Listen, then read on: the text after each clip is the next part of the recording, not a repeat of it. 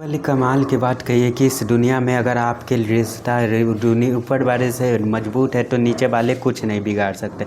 मैं हूँ नीरज गुरु।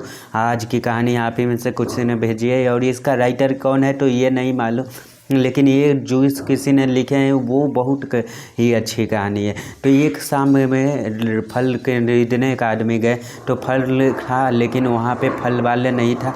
तो आसपास ढूंढा तो कोई दिखा नहीं। लिली के छत पे कुछ बोर्ड टंगा था, अगर आप जल्दी में हो तो आप फल तोड़ ले और आपके जो पैसे बनते हैं वो पाद रख दे, इस गड्ढे के पर नीचे वहाँ रख दे और चले जाए, क्योंकि मुझे बीच बीच में घर जाना पड़ता है। मेरी माँ बूढ़ी है, घर में कोई और देखभाल के लिए नहीं है, तो उन्हें खाना खाने आने के लिए, दवा देने के लिए, टॉयलेट करने के लिए बार बार जाना पड़ता है। तो आप ऐसा कर दीजिएगा। एक लाइन और लिखी थी कि अगर आपके पास पैसा नहीं है तो आप मुफ्त में ले जाएं, आपको इजाज़त है।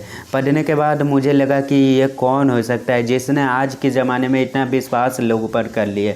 तो फिर भी मैंने आसपास देख लिया है, प्राइस सिस्टम देखा तो प्राइस से 2 किलो एप्पल ले लिए, 1 दर्जन केले ले लिए। जो पैसे बनते थे वो गंडा रखा था वहाँ पे नीचे रख दिया। तो देखा पहले से पैसे भी रखा था, 100 रुपये का नोट था, 50 रुपये का नोट था। हाँ भैया, लोग जो है काट तो रहे हैं। तो शाम में मैंने अपना घर आ गया। घर पे आने के बाद घूमने के लिए फिर से रात में निकला तो रेली वाले दिख गया।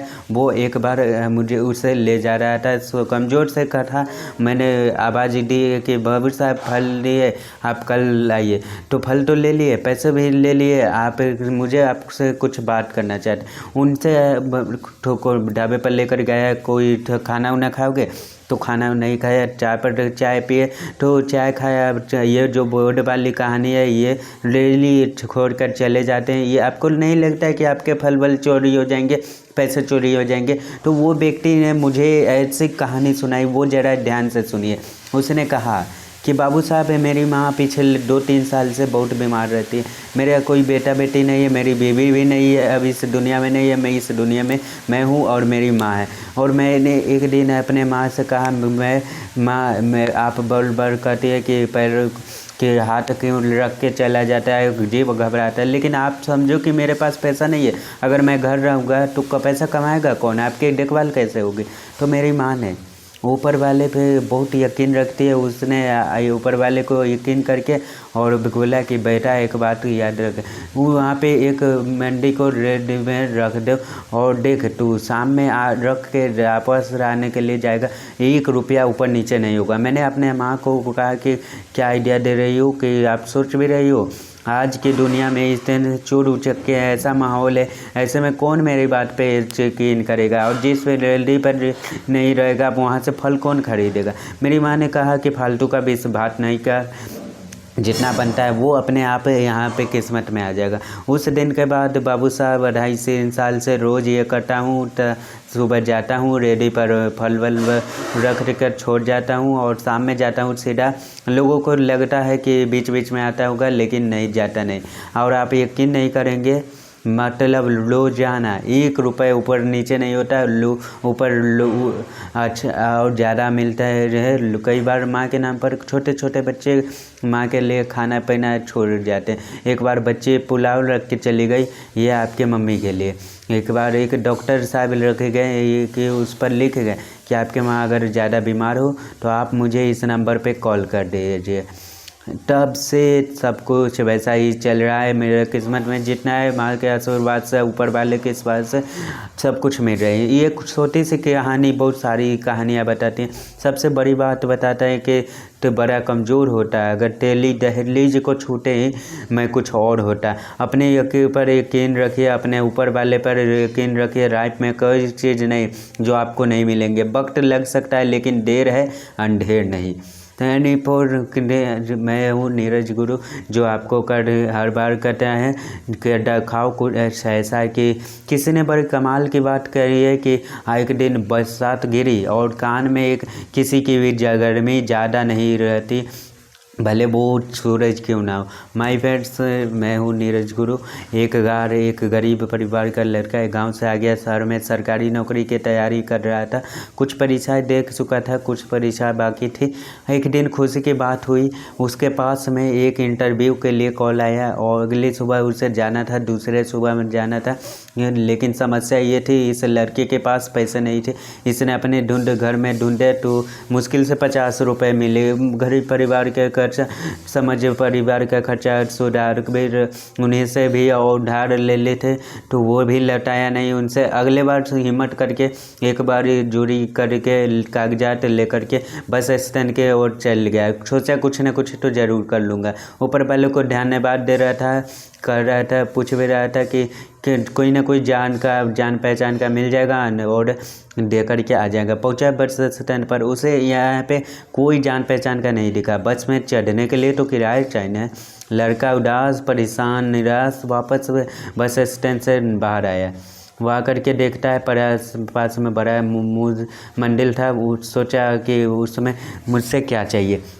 लड़का पहुंचता है, उससे मंदिर के सीढ़ियाँ चढ़ता है। वो अंदर जाकर अब बताता है कि आप ही बचा सकते हैं इस समस्या से। उठ के जूते बांध रहा होता है, जूते पहन रहा होता है। उठने में देखता है कि फार्स में फ़कीर बैठे होते हैं और उनके कटोरे में बहुत सारे पैसे रखे। फिर से मंदिर के तरफ मुड़ता है। वाह, कमाल दिखा, जिसको चाहिए उसे दे नहीं रहे हो और जिसे नहीं चाहिए उसे बहुत सारे दे। फ़कीर ये सब समझ जाता है कि कोई परेशानी में हो, मदद कर सकता हूँ तुम्हारे बाबा, क्या आप क्या मदद करेंगे, आप तो खुद मांग करके कमा रहे हो। तो फ़कीर तो कहता है नहीं, मांग करके नहीं कमा रहा। इस मंदिर में जो आता है वो इसलिए नहीं दे करके जा रहा है कि मैं मांग रहा हूँ, उसे ये पुण्य कमाना है। मैं तुम्हारे मदद कर सकता हूँ, बात क्या है।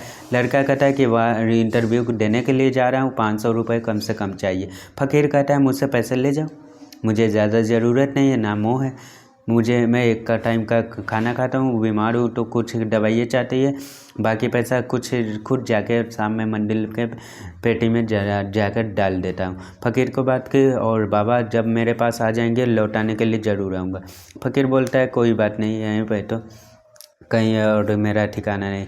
लड़का जाता है, डीके करता है। उसी समय उसका सिलेक्शन हो जाता है। खुद सो कर के वो लड़का शाम में वापस आता है, रहता है। बाबा को धन्यवाद करूँ, उन्हीं के वजह से आज चमत्कार हुआ। पहुँचता है उस मंदिर के पास तो देखता है कि वहाँ सीन बदल चुका है। वहाँ भीड़ जमा थी, लोग इकट्ठे थे। क्या हो गया? एक बंदा कहता है एक फ़कीर की मौत हो गई। भीड़ को छांट करके आगे पहुंचता है तो वही बाबा जिन्होंने मदद कर दिए थे वो मरे हुए थे। आज इन्होंने दवाई नहीं खाई, 6 दिन से पैसा नहीं था इसलिए चले गए। लड़का कहते हैं वाह, ऊपर वाले, एक इंसान किसी की ज़िंदगी बनाने के लिए खुद की ज़िंदगी दुआओं पर लगा कर के चले गए। समझ नहीं पाता क्या कर रहा है, बहुत हैरान हो जाता है। भीड़ में से एक और इंसान के आता है, भिखारी था, मर गया, बहुत अच्छा हुआ, ऐसे भी कोई काम के नहीं था। ये छोटी सी कहानी हमें 2 बात का सिखाती। पहली बात, हमेशा दूसरों पर विश्वास करो और मदद करो, ठीक है। और आगे सिखाती है क्योंकि हम जब मदद करेंगे तभी हम दूसरे। और दूसरी बात, भरोसा रखो। जब भी तुम्हें लगे कि तुम हार रहे हो तो भरोसा करो ऊपर वाले पर कि ऊपर वाले जब भेजे हैं तो आगे कुछ ना कुछ ज़रूर करेंगे। तो कर दिखाओ ऐसा कि दुनिया करना चाहे आपके जैसा। धन्यवाद। जब आपको लगता है कि लाइफ में कुछ नहीं हो सकता है तब कहीं ना कहीं से आपको मदद ज़रूर मिलेगी। ऊपर वाला आपको भी नहीं मारा।